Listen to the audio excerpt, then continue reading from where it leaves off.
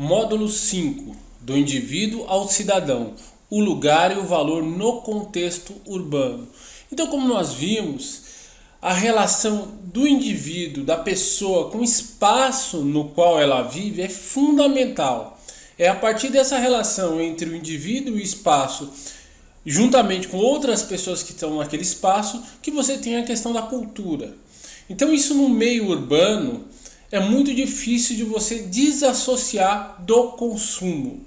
No meio rural, isso é muito mais fácil de ser desassociado com a cultura.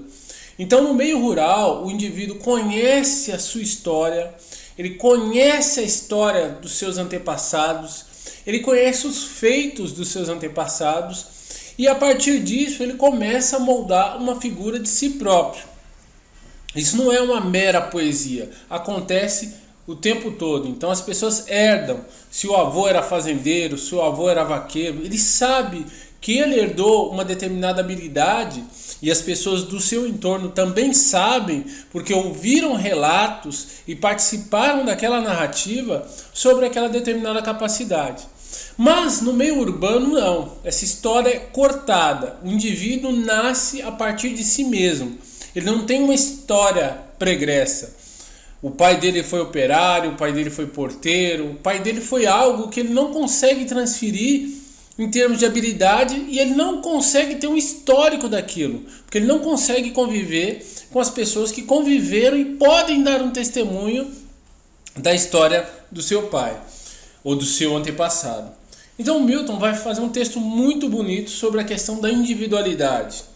Página 103. Fazer renascer, através da coragem civil de que falara Wright Mills, o homem como projeto de Sartre, o indivíduo disposto a utilizar plenamente a sua vocação de liberdade, depende, afinal, de cada um. Sartre mesmo dizia, quando da ocupação de seu país, a França, pelos alemães do Terceiro Reich, que nunca havia sido tão livre.